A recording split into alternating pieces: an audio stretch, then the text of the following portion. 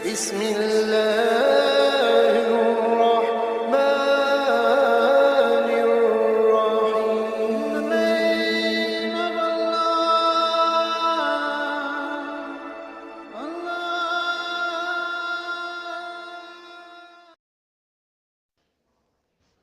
بسم اللہ الرحمن الرحیم نحمده ونصلي على رسوله الكريم اما بعد قال الله عز وجل في كلامه المجيد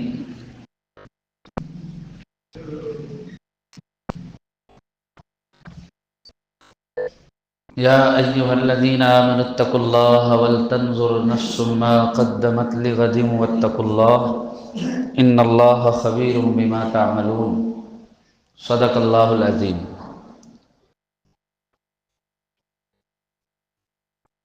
قابل احترام بزرگوں اور عزیز دوستوں،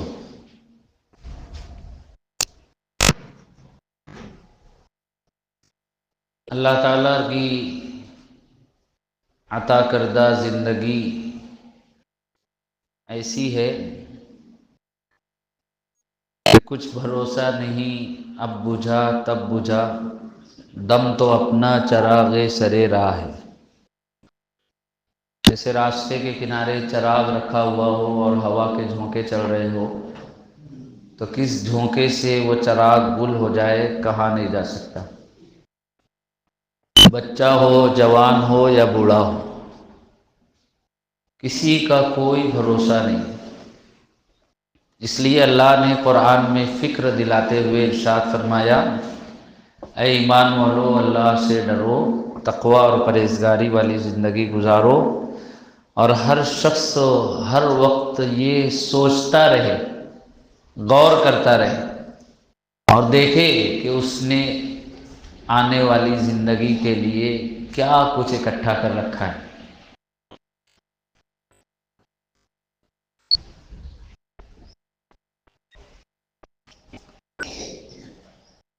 اب آنے والی زندگی کے لیے تیاری کیسے کی جائے،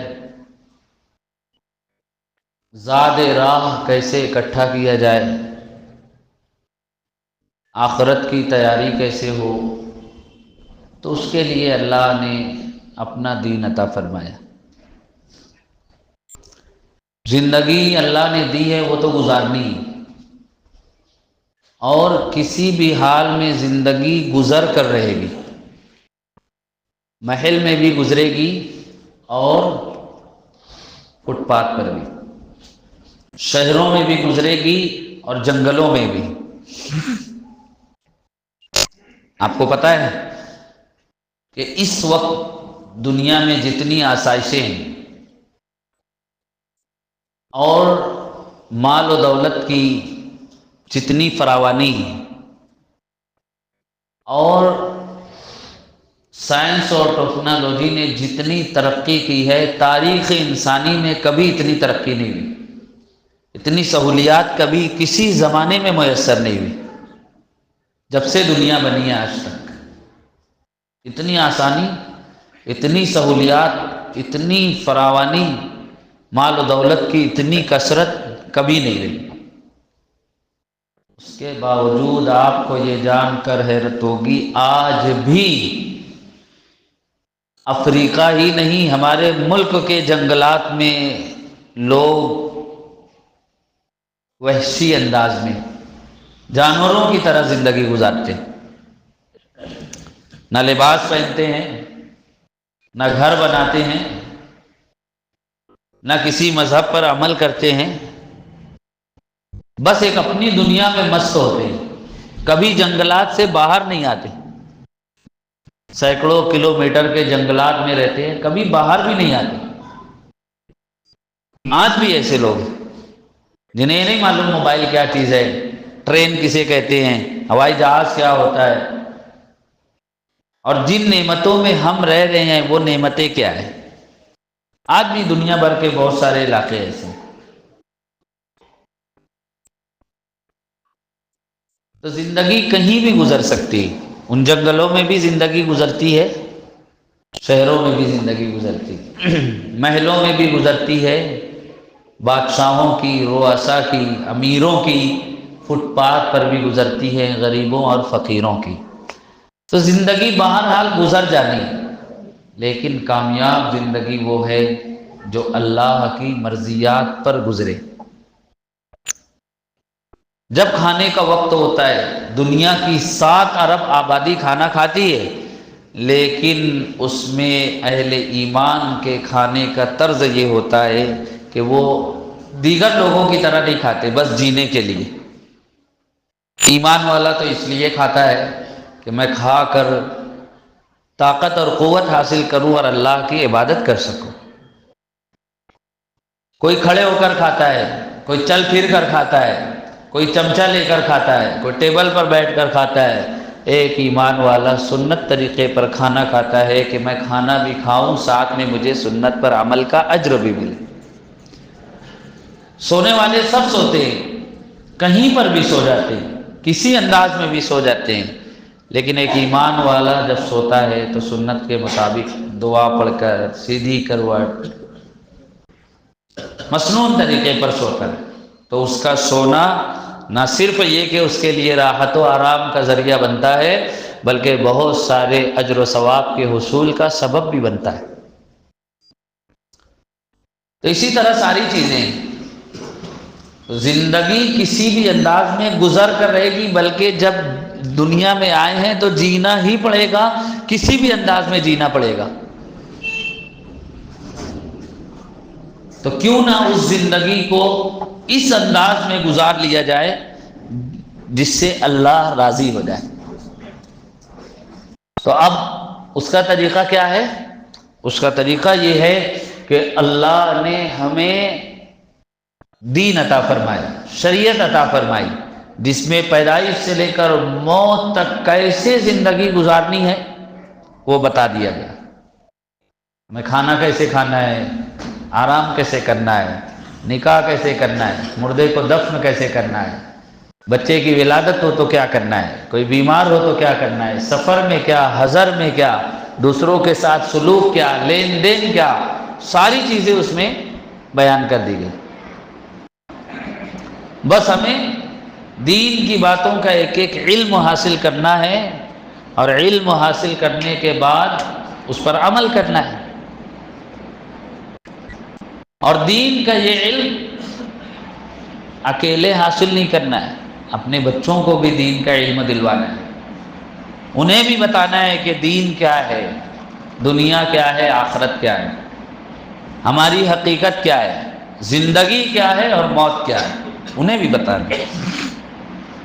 اللہ کا شکر ہے ہم لوگ ایسے ماحول میں رہتے ہیں، ایسے شہر میں اللہ نے آباد کیا ہے جہاں گلی گلی دینی تعلیم کا نظم ہے، مسجد مسجد مکاتب قائم ہے، جگہ جگہ پر علماء موجود ہیں، ہزاروں علماء اور عالمات شہر میں موجود ہیں، سینکڑوں مکاتب قائم ہیں۔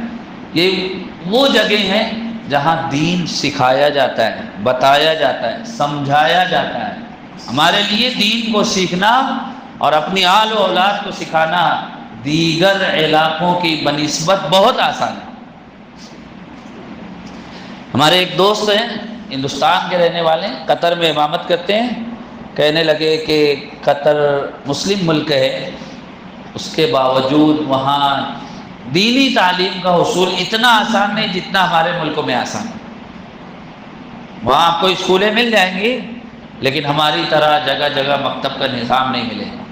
اس لیے یہاں پر ہمارے ملکوں کے جو مسلمان آباد ہیں ان کے لیے اپنے بچوں کی تعلیم و تربیت بڑی مشکل چیز ہے۔ اسکول بھیجنا آسان، مکتب کی تعلیم دلوانا مشکل ہے۔ کہنے لگے کہ میں خود اپنی کار لے کر 15-20 کلومیٹر خود دور جاتا ہوں، بعض گھروں میں جا کر بچوں کو پڑھاتا ہوں، ان کو قرآن سکھاتا ہوں۔ اور ہمارے یہاں پر آپ دیکھیے بچہ خود تیار ہو کر گلی میں کسی گھر میں مکتب چل رہا ہے وہاں چلا جاتا ہے، کسی مسجد میں مکتب قائم ہے وہاں چلا جاتا ہے، 10-20 روپیہ فیس ادا کر لیتا ہے اور اس کو دینی تعلیم مل جائے۔ تو خدا کی کیسی بڑی نعمت اور کیسی سہولت۔ ہمارے اپنے شہر میں بہت آسان ہے دین سیکھنا، تو ہمیں کوشش یہ کرنی چاہیے کہ اللہ نے دین عطا فرمایا ہے تو ہم اس سے بے بہرا نہ رہیں، ہم خود بھی دین حاصل کریں اور کوئی ہمارا بچہ علم دین سے محروم نہ رہے۔ ابھی دیکھیے شہر بھر میں مدارس مکاتب کے سالانہ جلسے مسابقات پروگراموں کا انعقاد جاری، روزانہ کہیں نہ کہیں شرکت ہوتی ہے، کہیں نہ کہیں جانے کا موقع ملتا ہے۔ تعجب ہوتا ہے، چھوٹے چھوٹے بچے ہوتے ہیں ماشاءاللہ، کم عمری میں ناظرہ قرآن مکمل، نورانی قاعدہ مکمل، تجوید کے ساتھ قرآن مکمل، 12-15 سال کی عمر ہے، حفظ قرآن مکمل۔ سوچ آتی ہے کہ ایک معلم اور معلمہ بچوں میں کتنی محنت کرتے ہیں، کیسے ان کو بناتے ہیں اور سنوارتے ہیں۔ بچوں کو پڑھانا لکھانا سنوارنا سمجھانا کوئی آسان کام نہیں، لیکن ایک معلم اور معلمہ یہ کام کر لیتے۔ ایک جملہ آپ نے سنا ہوگا نا، پتھر لائیے ہیرا لے جائیے، ایک کوچنگ کلاس کے اشتہار میں آپ نے پڑھا ہوگا۔ یہ جملہ ہر مکتب اور مدرسے کے در و دیوار پر لکھا ہونا چاہیے کہ پتھروں کو ہیرا بنانے کا کام تو یہ بیچارے معلمین اور معلمات کرتے ہیں، بچوں کو بناتے ہیں سنوارتے ہیں۔ ہمارے لیے بہت آسان ہے کہ ہم دین سیکھیں اور سکھائیں، اور صرف بچوں کے لیے نہیں، بڑوں کے لیے بھی ہمارے یہاں نظمیں ہیں۔ مدرسہ حقانیہ کے زیر اہتمام شہر میں 60 سے 70 کلاسیں بالغ مردوں اور عورتوں کے لیے جاری، انہی میں ایک کلاس ہماری اپنی مسجد میں بھی چل رہی ہے شک بات کہ جو بالغ مرد و خواتین ہیں وہ دین کا علم حاصل کرنا چاہیں، ان کے لیے بھی راہیں آسان ہیں۔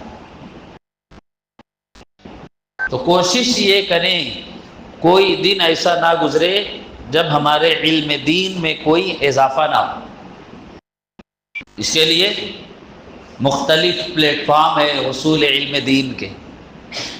جیسے آپ دعوت کی تبلیغ کی محنت سے لگ جائیں گے تو روزانہ آپ کو کوئی حدیث سننے کو مل جائے گی، دین کی کوئی بات سننے کو مل جائے گی، نماز درست ہو جائے گی۔ کچھ وقت فارغ کر کے جماعت میں چلے جائیں گے تو نماز سیکھ لیں گے، دین پر چلنا سیکھ لیں گے، دوسروں کو سمجھانے والے بن جائیں۔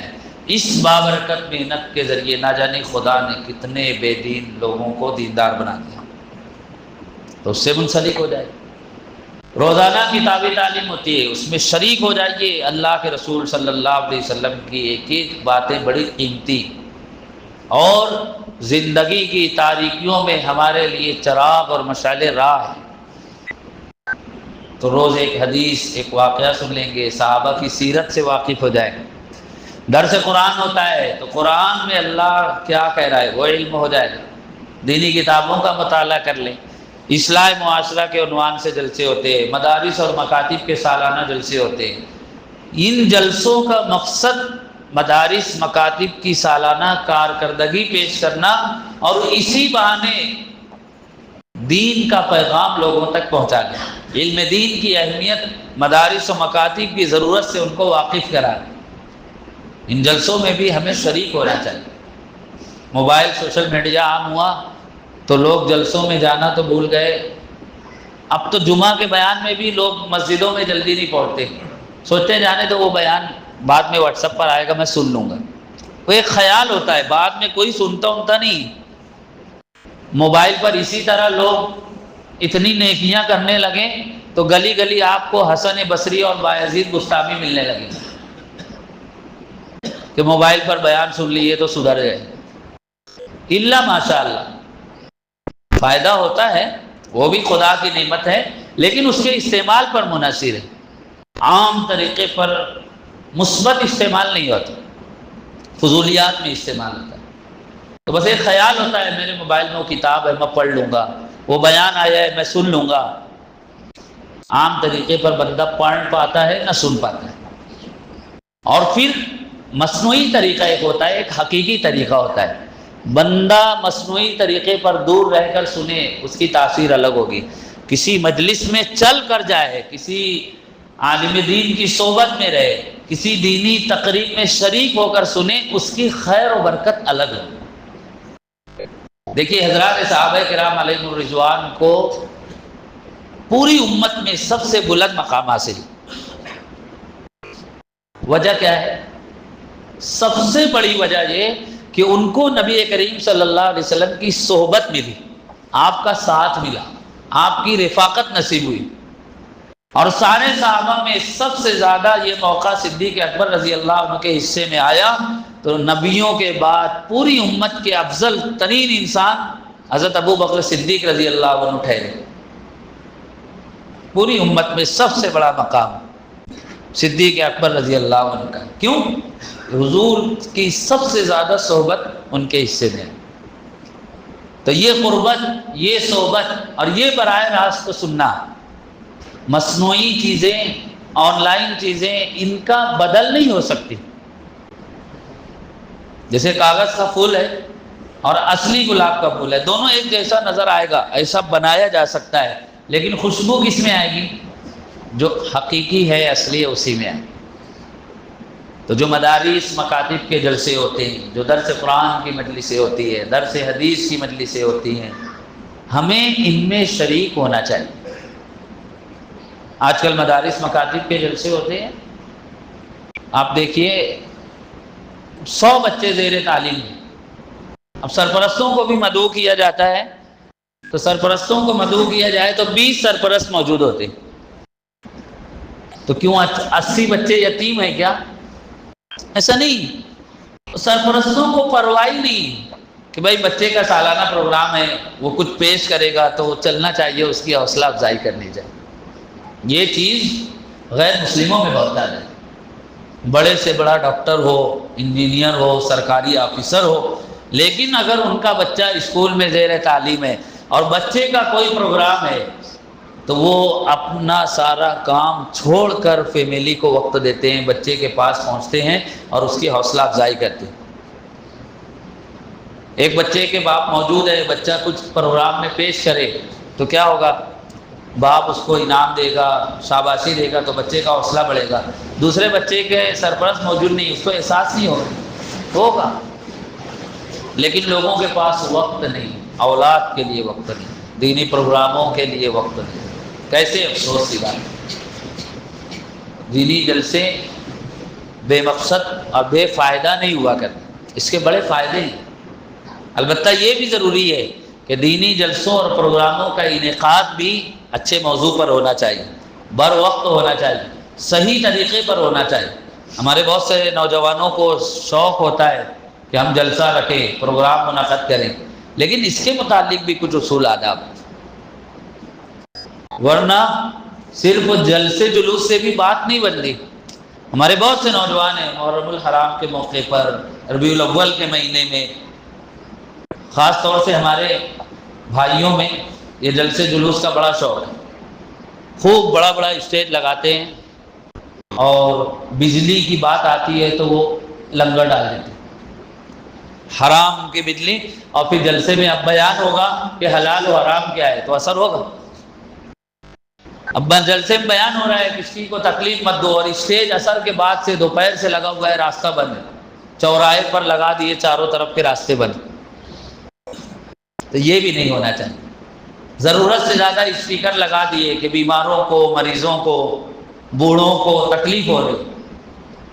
صبح کسی بھی وقت، رات کے وقت، کبھی بھی مسجد کے اسپیکر سے کوئی بھی پروگرام شروع کر دیا جائے، نعت پڑھ رہے ہیں، بیان کر رہے ہیں، سارے محلے کی نیند خراب.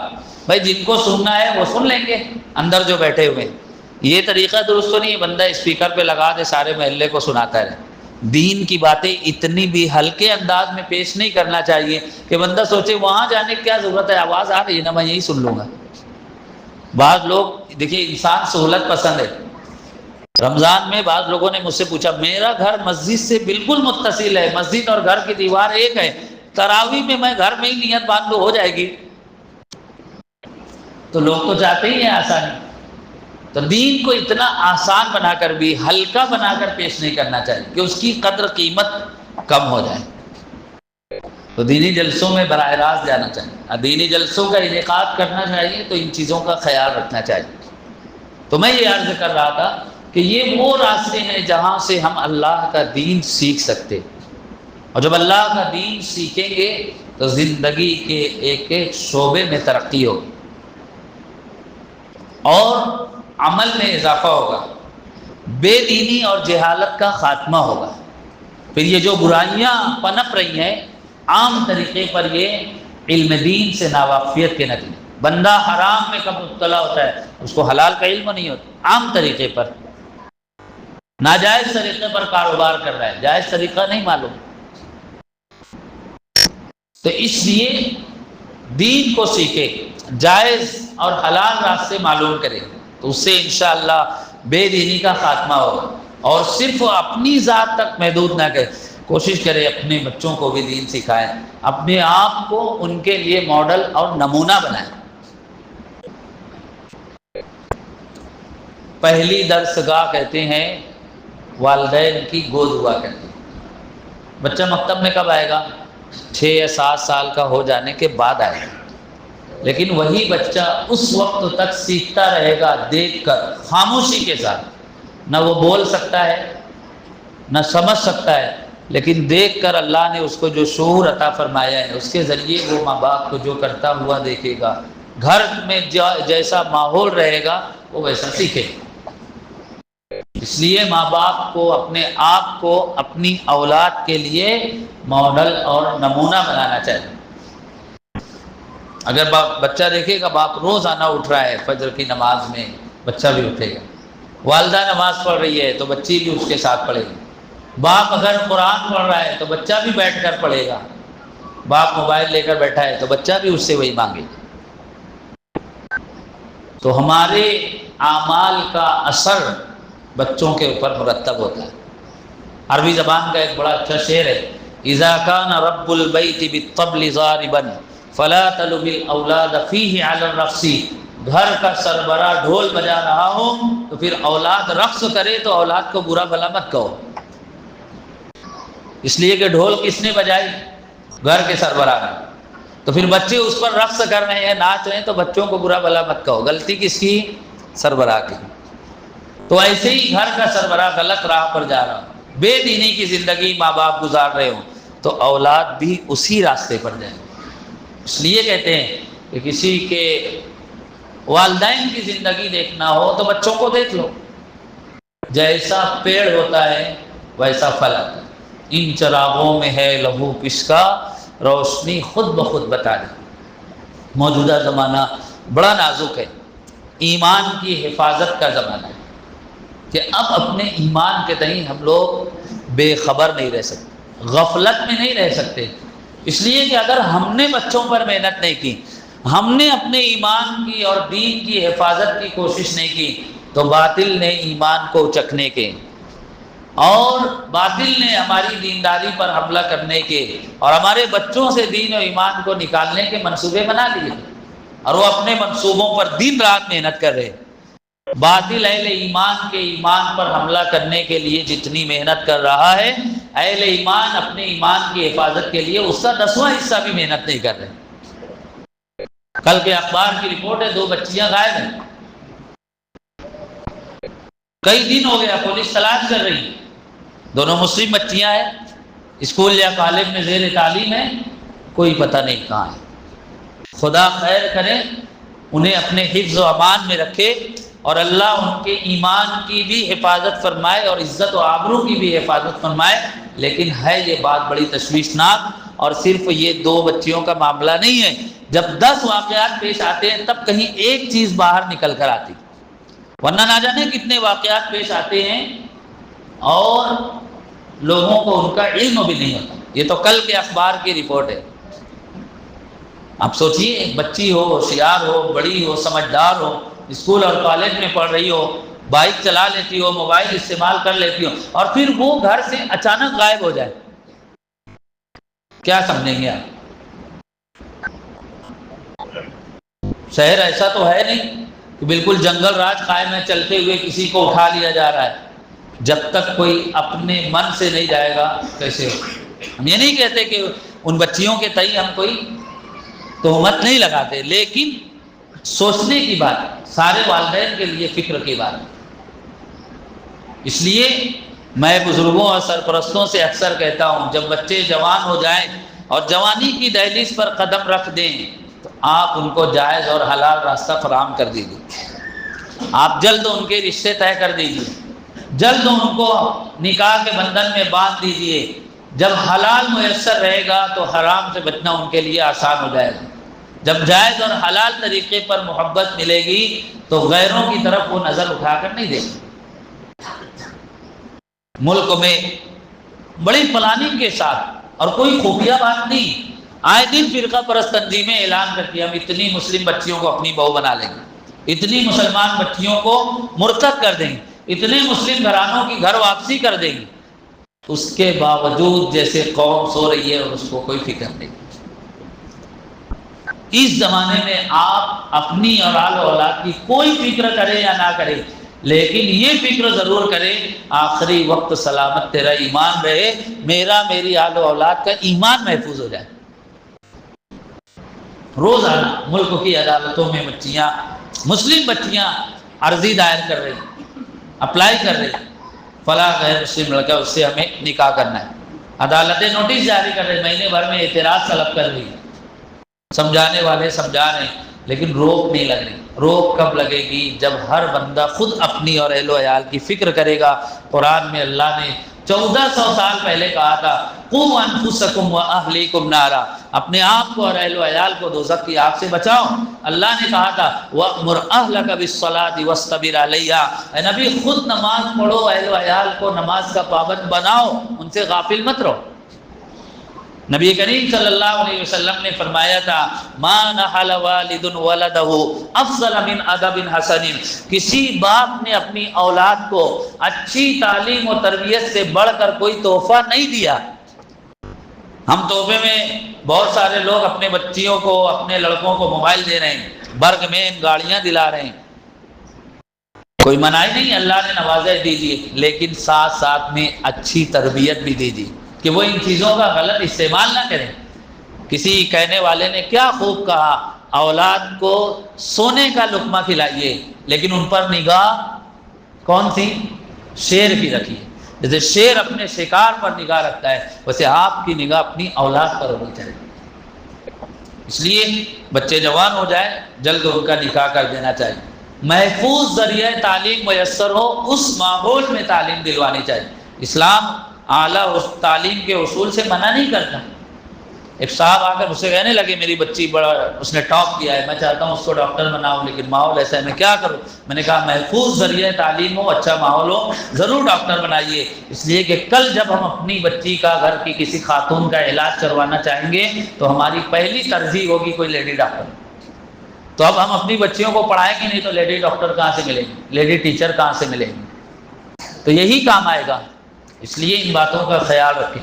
موجودہ زمانے میں سب سے بڑی فکر بنا لیں میرا ایمان محفوظ ہو، میری دینداری باقی رہے، آل و اولاد کا ایمان محفوظ ہو، اور ہماری دینداری میں روز اضافہ ہوتا رہے کہ ہم دینی کتابوں کو پڑھتے رہیں، اچھی مجلسوں میں شرکت کرتے رہیں، اپنے گھروں میں کتابی تعلیم کریں، جمعہ کے بیانات کو سنیں، ہفتہ واری اجتماع مرکز پر ہوتا ہے وہاں شریک رہیں، اپنے پورے گھر کے ماحول کو دیندار بنانے کی کوشش اور فکر کریں۔